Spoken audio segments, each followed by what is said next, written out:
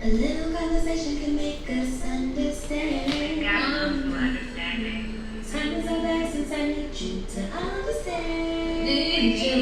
Trying to make you see that's what we need. Common ground is where we need. Dr. Mowers having conversations with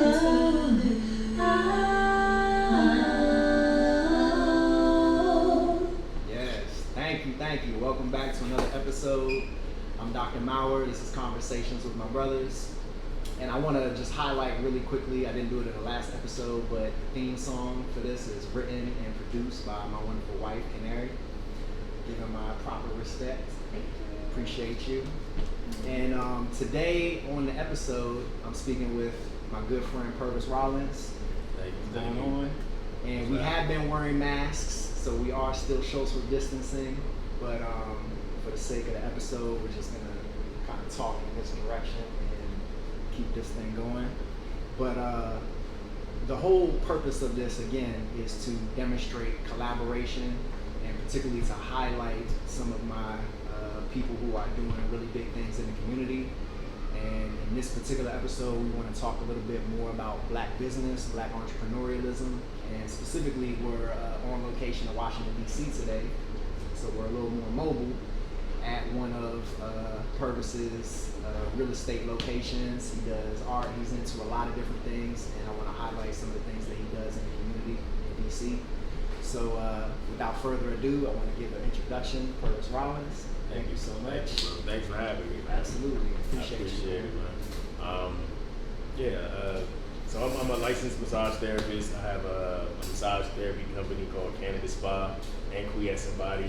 We do cannabis infused massage. We use infused topicals, to help people relax and help promote health and wellness. Okay. On the other side, we're in our event space / art studio where we host a lot of intimate events, puffy paints, just little get-togethers. But it's also doubles as an Airbnb, and we have a couple other Airbnbs in the city that I manage. Okay. Okay.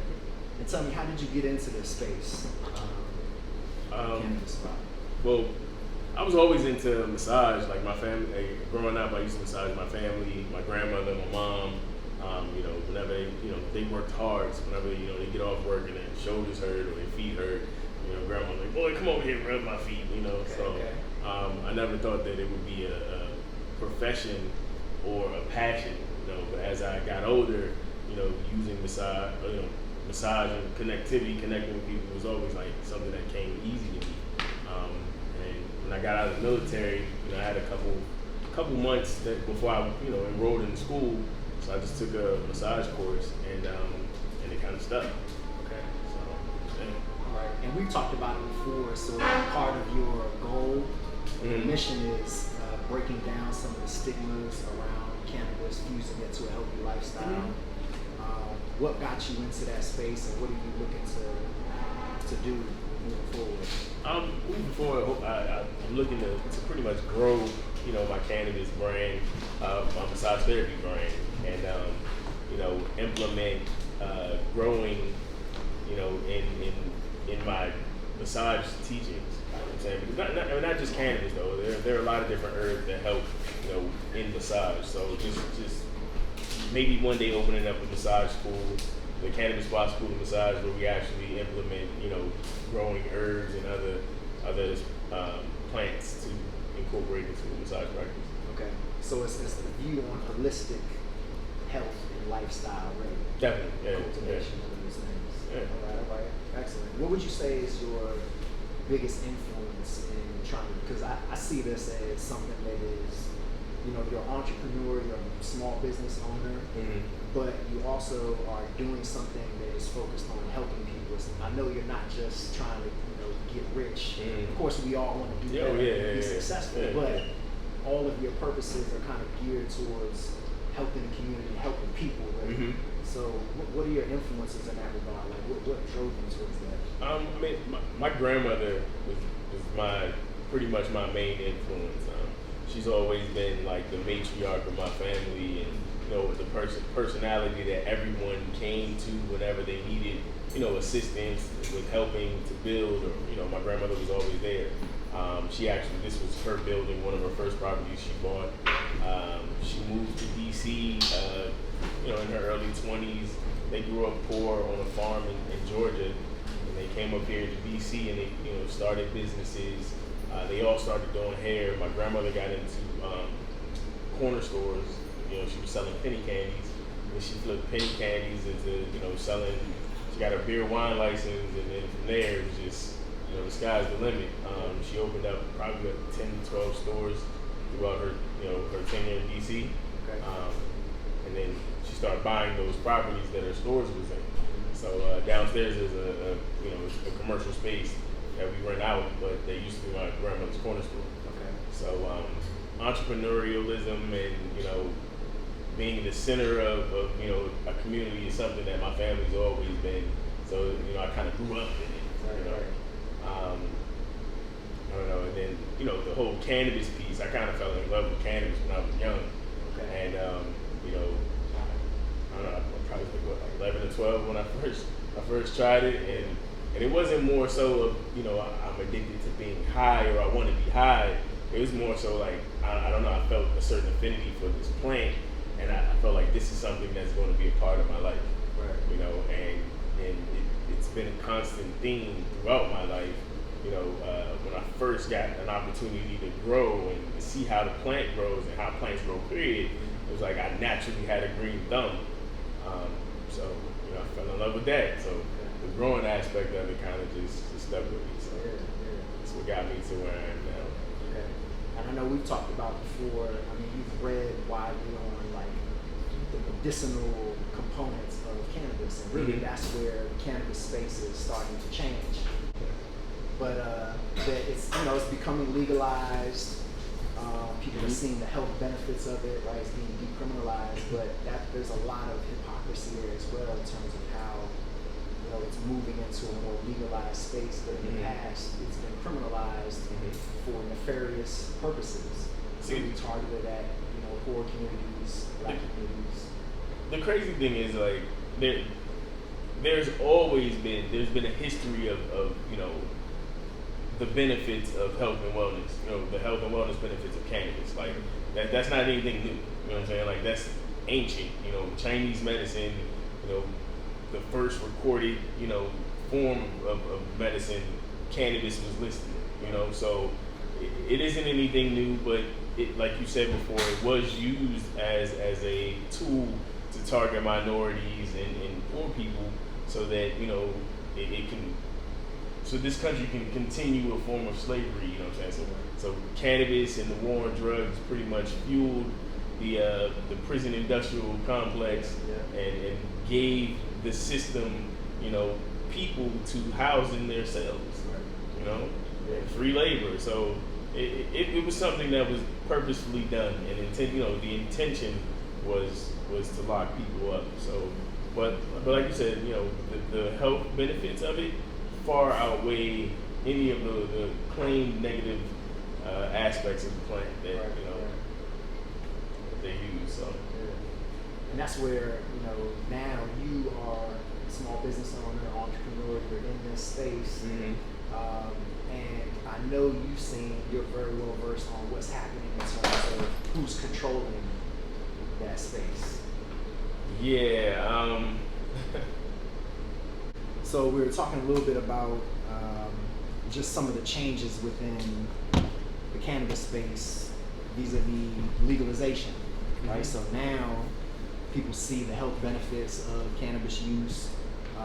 Major companies, majority white-owned companies are into that cannabis space, making money, generating profit from something that used to be criminalized, and still in some cases is being criminalized because legalization isn't an even wave of change, right? Different states have their policies are very different. So within the business and entrepreneurial aspect of cannabis, what have you seen, or what has your experience been as a small business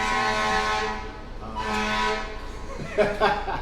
Look, we in the city, y'all, so you gotta expect some noises and little bumps in the road. That's all right. Yeah. But yeah, just your general sort of experience navigating, running a business in this space right now. So to be honest with you, I believe I think the cannabis space has always been a predominantly white-run space. Right. You know what I'm saying? Because it's when you think about the land to grow and all of the growers out west and in Cali or predominantly it's always been predominantly white people growing. There's been a misconception that I believe is a misconception that it was black people who was supplying all of the cannabis, but what I'm saying, realistically, black people really didn't own a lot of land to produce anything, you know what I'm saying? But I do believe that, in terms of like selling weed, cannabis or weed, it's always been a part of, black culture, and it's always been used to target black people. And even now, as it's transitioning and becoming more legal, the crazy thing is like a lot of the white people who are selling now, like they can get away with a lot of different things, but black people are still being prosecuted. As soon as as early as like last year, I was arrested. I went through my little ordeal. The police raided my space, and they arrested me for cannabis possession. It's 2019, and you still locking people up for cannabis while you're authorizing others to make billions of dollars off of it. And it wasn't that they caught me selling anything.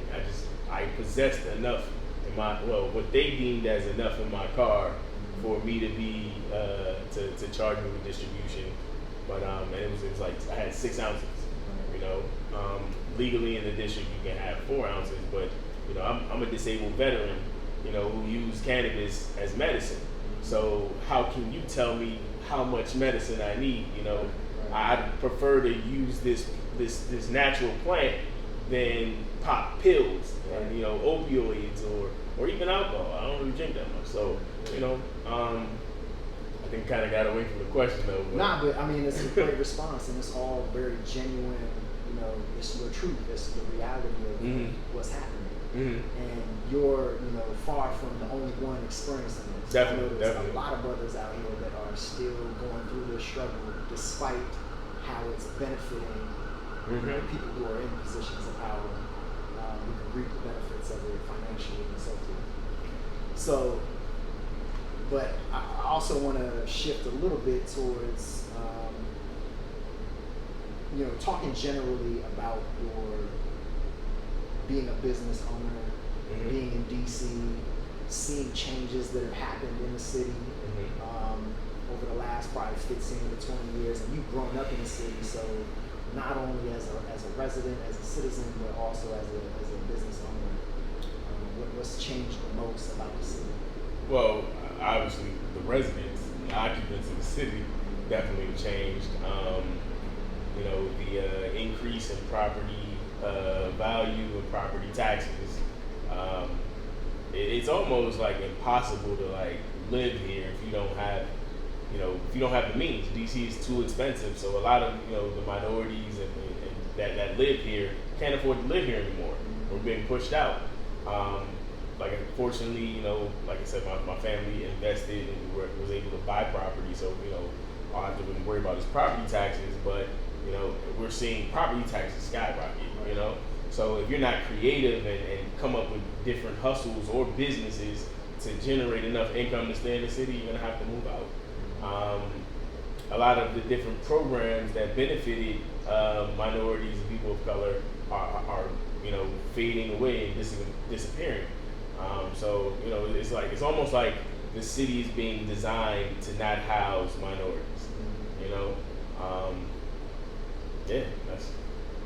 In which for people that understand the history of social change in the city, it's come full circle.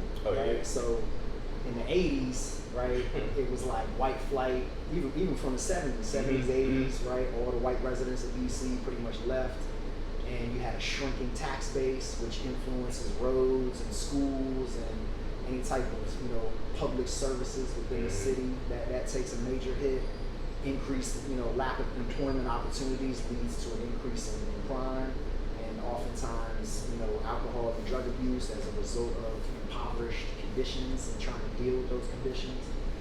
And then we have this full circle roundabout of kind of coming back to reclaim the city that once was left behind and disinvested in, right? Yeah. Now you have like these food markets, or every Saturday there's a farmers market in every major part of the city, where you have healthy food options and stuff like that.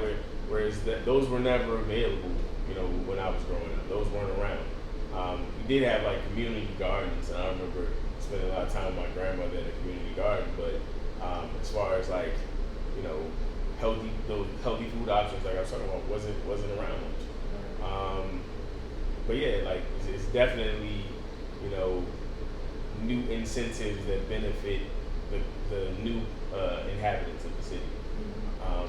And I don't see why it couldn't been as prosperous, when it was majority black. Right. Like it's the same structure, same city, you know what I'm saying, just different inhabitants. And I don't believe that black people are inherently incapable of developing a functional system in the city. Like, you know what I'm saying? And so it just leads me to believe that back then there were a lot of things that were deliberately done to keep the city the way it was. Yeah. Well, I think part of that is generational wealth, right? Like if you have generations of black people that have not had access to the means to start more businesses, to have a more of an influential role in shaping infrastructure and development of the city, right? Then it's almost kind of like those investors, which because of discrimination were majority all white, they kind of pulled out and stopped investing in the city because of the racial hysterias and the hype around them needing to get away from black people. It's always like segregation is a huge part of this whole history. But the crazy thing is, like, the city it still had money. Like, the city still had to function. It's still a federal budget. So it's like, how do you allocate the funds of the federal budget to ensure that, there are things in place to help benefit the population? And it just seems to me it's like, there was a lot of misappropriation of funds, a lack of real leadership, to help benefit the people of the city. And, a lot of the schools that I grew up seeing are now these beautiful campuses like Cardozo or Dunbar, whereas, me growing up, it's like, I never go to Cardozo, never go to Dunbar. Like, these are rundown, ragged, schools that was like dangerous to be in. However, you had a lot of prestigious black people that came through these institutions, and they had very prestigious names. So, it was like, what's going on? You know what I'm saying? Like, so. And I know you're familiar with like the terms redlining and blocklisting and all that, and kind of shady real estate practices back in the day. And what's the extent of that that's been happening even still? Because I know there's de facto forms of these practices that happens. Have you come across any of it in your experience? So, a lot of the older black people who own the properties in the city, and when the transition came around, there was a lot of I want to say real estate investors and agents who were taking advantage of the elderly people. My grandmother happened to be a victim of this action. She had a real estate agent that convinced her that she should sell off at least half of her properties. These are fully paid income producing properties. There's no reason to sell. I was still in school, so I didn't really have the time to sit and ensure that my grandmother wasn't being bamboozled or taken advantage of. But when she got sick and was in the hospital, I stumbled upon like a contract to sell one of our properties. And this property literally is $1 million property off of Florida Avenue in Trinidad. And it's a mixed use property just like this one. There's a commercial space with a commercial storefront downstairs and a residential apartment upstairs. So we get entangled into a legal battle over ownership of this property because they were suing my grandmother and our company for failure to specific performance of a contract, which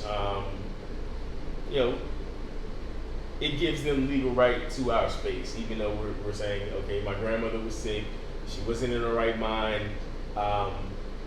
We go to court, the judge doesn't even acknowledge our arguments.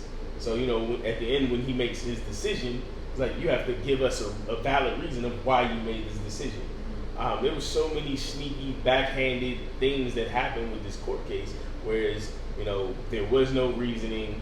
The case wasn't made public. So, they can keep a case private, therefore, his ruling would reset a precedent for how real estate law goes. But because it wasn't public, that doesn't happen. Now it's like something that happened, it was hush hush. You literally stole a property from this family, you transferred wealth from this black family to this white family for nothing. They not only did he sue for the property, they also awarded him like $250,000 in damages. You know what I'm saying? It was like, what damage did you have, bro? Like, you chose to sue us. All you had was a contract that didn't go through. You know what I'm saying? That your investors might be upset or whatever, but you didn't lose anything. The money that you quote unquote put up is still in escrow. We never received anything. We went to court. We argued all of the arguments, and he still ruled in their favor. So then we took it to the Court of Appeals, and what happened in the Court of Appeals, I was like pretty much astonished. Like, I sat there, the people who were arguing against us, like, they didn't even have to make an argument. There's 3 judges. One's a black judge, a white lady, and a white guy. The black judge, he's pretty cool, didn't really say much. The white lady read over it, you know what I'm saying, and then sat back. And then the white male judge literally made their arguments for them, and then they ruled in their favor. This was something that was like just blatantly racist, I pretty much exhausted a lot of funds fighting this, and I lost over $1 million in property and money. So like going through that, really hurt personally, even though it wasn't anything that like I could have done or I did to make that happen. Right. You know what I'm saying? It was just, all right, I should have been more on top of protecting my grandmother, but you never know what would have happened. Right. So, well, at the end of the day, it was predatory. It was predatory. Definitely predatory. Yeah. And I since then, like, I know a lot of other stories where there's elderly black people who are being taken advantage of and losing their properties. So that's I'm trying to digest all that because it's just harrowing. Like, I can't imagine the sense of just like helplessness. Mm-hmm. You know what I mean? Because you're in the right. You know that what's happening is wrong, and there's nothing you can really do to change it. And the legal system, the way it is, the way it's structured, makes it almost impossible for you to really fight in a lot of ways. I didn't have like a point about that. I'm just kind of taking it all in. I want people watching to really take this seriously and recognize that the people that are in those positions that have the authority to make judgments in this way. Those of you that are watching, awareness and consciousness of who we put into those positions is important to just really be reflexive about, because future generations are going to be the ones to take up those leadership positions. Understanding the stories that are out here, many of them are not told. So I'm sure, just like your experience, there are many, countless others that nobody really knows about, other than the family or somebody that's immediately affected. But this is, again, another extension of a larger process, institutions that are built upon systemic racism and the reproduction of it. And until that begins to shift really on a foundational level, these types of injustices are going to continue to happen. Exactly. Definitely. All right, so let's move. I wanted to also touch on. We talked about Cannabispa a little bit, but you also have another business called Dope Life. Oh yeah. Which we've talked about before. And I did just to lighten it a little bit more. What is your intentions there? So Dope Life Curations is it's an art collective. One of our resident artists, his name's Duji Sharman, but we call it Du for short. Shout out. He's the artist. Yeah. I call him Dooskiat. But my little, he's like a brother to me, man. But I really want to promote his work, man. He does amazing work. It's one of his pieces. He's an awesome artist, man. So he was like, all right, let's create a space where artists can come, they can create. It's a cannabis friendly space, and people come vibe out, to host events and just showcase their talents. And then I have a couple connections with different IP attorneys that can educate artists on because the artists are intellectual property. So being able to defend yourself legally, when your pieces of work being duplicated or shown, and just educating them on how to maneuver within the space and be more productive as a business. So that's the Dope Life, the overall agenda. On the side, it's like people can come and purchase different prints and different art and get gifted cannabis with their art. Okay. I like it. So, and that's that type of creativity that we need, right? Fueling more ideas, more businesses, more opportunities for people to come together. What advice would you give to like your 10-year-old self, or to another person that was, a young brother that's growing up today? Like, what advice would you give looking back? Man, because a lot of people, I could say, look up to you as an inspiration in terms of everything that you're doing. You know what I mean? Like, to be your own boss, to be your own business owner, to be, having your hands in a lot of different pots and doing a lot in the community, like, that's aspirational, that's inspirational. So what advice would you give to there's so much I would say. I don't know if I can fit all of it in this segment. Right. But I would just pretty much tell them, like, don't be afraid to just create. You know what I'm saying? Like, everything that we come in contact with is something that's created by someone. So, don't get caught up thinking that, oh, I have to do this way to get to where you want to get to. Like, set your goals, you know what I'm saying, and then just go after it. Create your goals. Create what it is that you want, who you want to be. Create yourself. You know what I'm saying? Like we said, we think that, personalities are fixed. Like, nah, you have an opportunity to be the person that you want to be. You know what I'm saying? At a certain point where it's like, your parents are guardians of of you, right? And it's like they're tasked with developing you as a person, and they sow into your psyche, and once you become aware of self, then it's like, okay, I see all of the tools that was given to me as I grew up. Now it's like, oh, this is what I want. I got to figure out what do I need to get there, and all of that's on you. So, I would tell, I don't know if a 10-year-old will be ready to, or fully self-aware, or they may be. Like, my nephew's like 9, and I'm pretty sure he's self-aware. Like, he's, oh man. I think they're starting younger. Yeah. I don't know if that's just me, but but as a parent, you just gotta, I would try to give them as much game as I can, to sow seeds for them to be independent, free thinking, and very creative.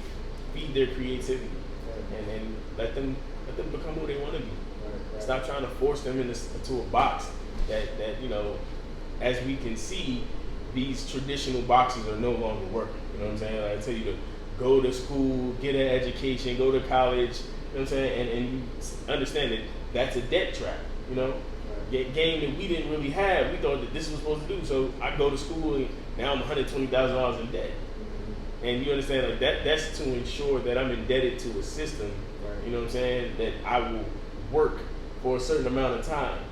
Whereas, if you create your own lane, you work for yourself. Right. All of your energy and your time, some of it goes back to the system in form of taxes. Right. You gotta pay taxes, but the majority of it's yours, and it's for you to pass on to your future generations, and that's how you develop generational wealth. You know what I'm saying? You work, you pave the way forward. Right. So I'm sitting here, and it's like I'm thankful, I'm blessed. You know what I'm saying? Like, I'm here by no means of my own. Like, I didn't create this. This life was something that I was lucky enough and blessed enough to be born into. And I'm standing on the shoulders of giants. My grandmother, my Aunt Mo, my Uncle Johnny, like their generation, they came to D.C. and worked hard, started businesses, bought property. So now it's up to me to be creative, create my own lane, with the resources I was given, and continue to pay it forward for the next 2-3 generations. Amen. Yeah. I love that. I feel like we need to stop on that note. Okay. That sort of encapsulates beautifully, I think, everything that you're about. We've had dozens of conversations that I wish I could get some of that information out here. Because every time we talk, I feel like it's a really meaningful, productive conversation. Always. And I've learned a lot more about you. I've gained even more respect for you in the few years or so that we've known each other. As a right, man, definitely. Appreciate it, man. Yeah. So I appreciate you being on the show. And anytime, bro. I absolutely, appreciate you, absolutely. man. Yeah. We might have to do a run back of episode 2 at some point. For sure. But thank you all for watching this episode with Purvis Rollins. Make sure that if you need some massage therapy, some self-healing, this is the guy who can help facilitate that. And Cannabispa DC.com. On IG, it's Cannabispa _DC. So yeah. Absolutely. And everybody love each other and reach out to each other. Let's collaborate. Let's come together. Let's keep these conversations going. Let's cross boundaries and make things happen. All right, y'all be safe. Stay blessed. Later.